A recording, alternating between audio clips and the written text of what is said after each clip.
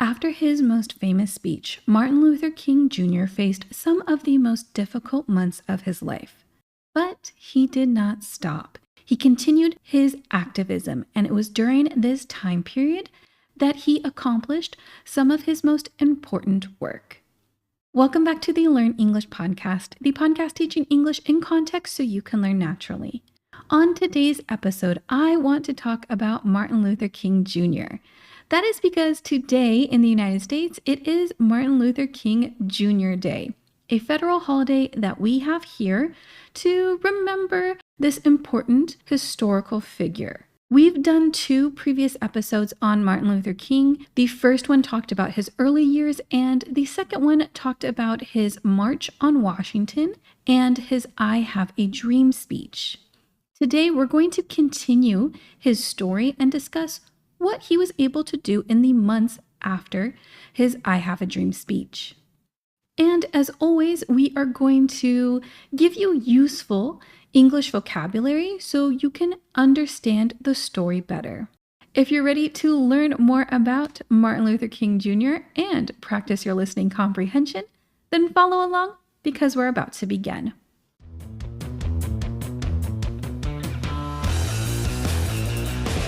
Now let's talk about Martin Luther King. A quick reminder, he has a number of different names. If you hear me say MLK or Dr. King or Martin Luther King, that is referring to the same person, the civil rights activist who did a lot of work here in the United States in the 1950s and the 1960s. When we ended the last episode, it was August of 1963, and Martin Luther King had just finished his speech in Washington, D.C. Millions of Americans had watched that speech and were really inspired by it. They were very excited and motivated for change. However, a lot of people weren't happy about it.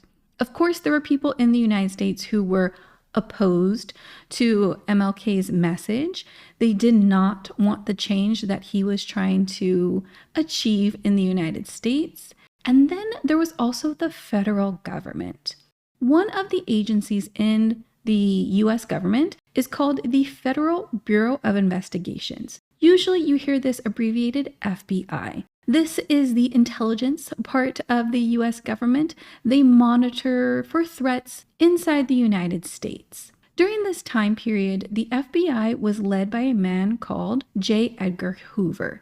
J. Edgar Hoover is controversial because while he was in charge of the FBI, he used his power to illegally spy on American citizens. Spy on them means to watch them, to get information about them without them knowing it. J. Edgar Hoover would identify people who he thought were threats or who had different political ideologies than he did, and he would spy on them. And then he would save all of this information into files on the person. He would later use those files to publicly embarrass or shame or harass the people that he was spying on. J. Edgar Hoover thought that Martin Luther King was a threat, and he ordered the FBI to start listening to Martin Luther King's phone calls, his office, and his hotel rooms. The goal was to get information that could weaken Martin Luther King and also destroy his movement. And according to the FBI files from this time period, Dr. King actually had a lot of threats against him. Like I said, there were people in the U.S. who were very opposed to the work that he was doing. They did not want to have civil rights for all American citizens. And because they did not like what he was doing, they would call in threats to police departments or to newspapers. They would threaten to hurt Dr. King or his family or somehow interrupt his work and his activism. Many of these threats, though, were most likely not very serious. Most of them were just done by people who wanted to threaten Martin Luther King, who wanted to disrupt or stop his activism, but they didn't actually have a plan to harm him. However, this really does show how much of a threat he was viewed as by some people in the United States and how people were angry enough to want to threaten to hurt him. There is a movie called Selma that came out in 2014. In that movie, it does show the FBI and the illegal spying and the threats that he's receiving. Even with the stress of being watched and having his life threatened, Dr. King continued with his work. One of the primary goals was to end segregation. I've mentioned segregation in previous episodes, but it was a practice where in some states, the American citizens were separated based on race. And although Martin Luther King had been speaking out about ending segregation, he knew that he needed more than speeches. He knew to end this practice, there would have to be legislation. Legislation means laws. And Dr. King knew that the laws of the United States had to change in order to end segregation. In October of 1963, Dr. King traveled to Birmingham, Alabama. I've mentioned Alabama before in previous MLK episodes, and that was because Alabama had very strict segregation laws. Birmingham, in particular, was one of the most violent cities for African Americans. The reason that he went to Birmingham was because there was a church in Birmingham called the 16th Street Baptist Church. And this church was bombed by white supremacists, people who were members of the Ku Klux Klan. That is a terrorist white supremacist organization in the US. And when these people bombed that church, they did it on a Sunday when people were inside. As a result, 4 girls actually died because of the bombing. Newspapers showed photographs of the destroyed church. Americans saw the faces of these 4 girls. That became a turning point, a point where it was very hard to ignore what was happening. Like I said, these very strict segregation laws only existed in certain areas, particularly in the southern part of the United States. So some Americans just didn't realize how bad it was in certain areas, or maybe they chose to ignore how bad it was. But this bombing really brought national attention. Dr. King went to Birmingham to attend the funeral for these girls, and he actually gave the eulogy. A eulogy is a speech that someone gives to remember and to honor the person who has died.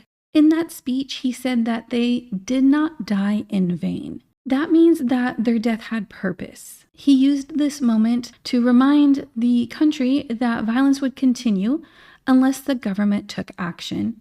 He really wanted justice for these 4 girls. And sadly, it actually took decades for that to happen.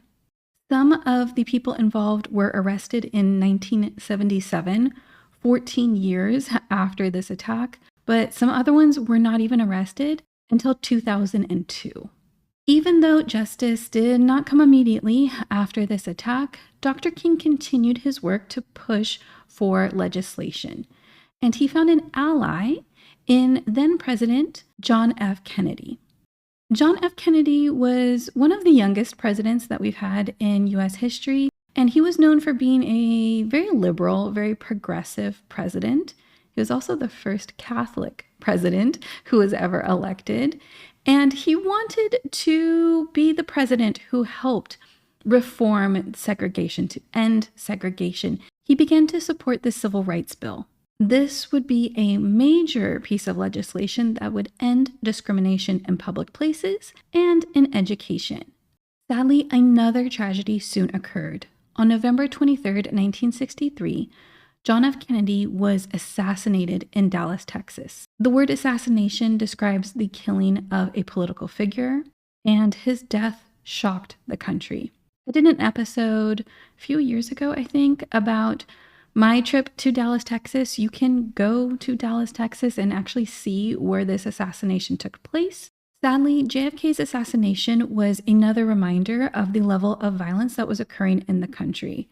If the President of the United States could be assassinated, that showed that really anybody could be. And it showed how dangerous this work was to work in civil rights. After Kennedy's death, members of the civil rights movement were afraid that the civil rights bill was not going to happen. Because JFK had been the president who had wanted to pass this bill, People were worried that because he was no longer alive, this bill would die as well. His vice president, though, was the person who took over. His name was Lyndon B. Johnson, and he was from Texas. He ended up shocking people because he actually continued JFK's work on the Civil Rights Bill. Instead of stepping back, he actually made civil rights a priority and put pressure on Congress to pass this legislation. Again, in the movie Selma, this is depicted. You see the conversations between Lyndon B. Johnson and Dr. King and the work to try to pass this bill.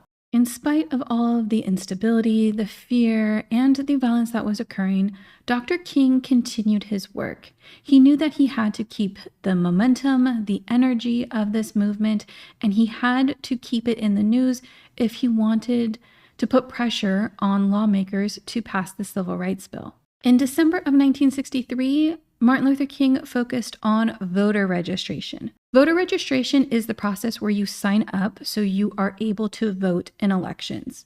Even though African Americans technically were allowed to vote because they were U.S. citizens, a lot of them couldn't actually do it. I know I keep mentioning this film Selma, but again, it's just a really good representation of what was happening at that time. And it is shown in the movie Selma how African Americans were prevented from voting. Local government officials would make it very difficult for African Americans to vote. They would put fees on voting, which were called poll taxes. They would make really difficult tests, and if you could not pass them, you could not vote. And they would also just use intimidation. They would threaten people who they did not want to vote. King believed that voting was power. If Black Americans could exercise their right to vote, they would be able to elect leaders who would advocate for them and would also bring about change to the segregation laws.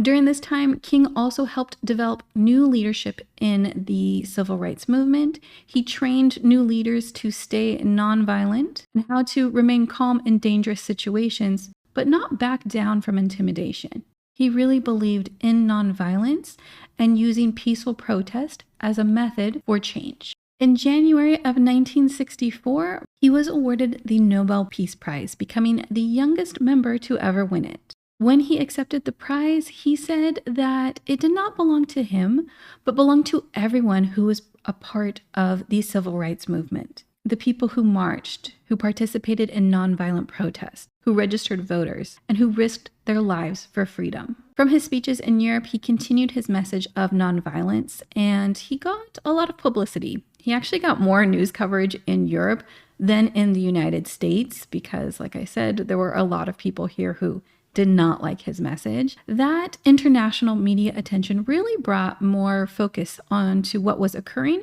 and what he was advocating for. But at the same time, the FBI also increased their determination to discredit him. Discredit means to make someone less trustworthy, to get people to not believe what someone is saying. So the FBI really started to put pressure and tried to stop his work and the civil rights movement. And it was around this time that King had one of his most disturbing incidents with the FBI. The FBI sent him an anonymous letter. Anonymous means that there is no name attached to something. So he received a letter, but no one signed the letter and he didn't know who it was from. Now we know that it was written by the FBI, but at the time he did not know that. The intention of the letter was to get Dr. King to step down from leadership, to stop his activism, and to harm himself, to hurt himself. In the letter, it said that he should no longer be alive.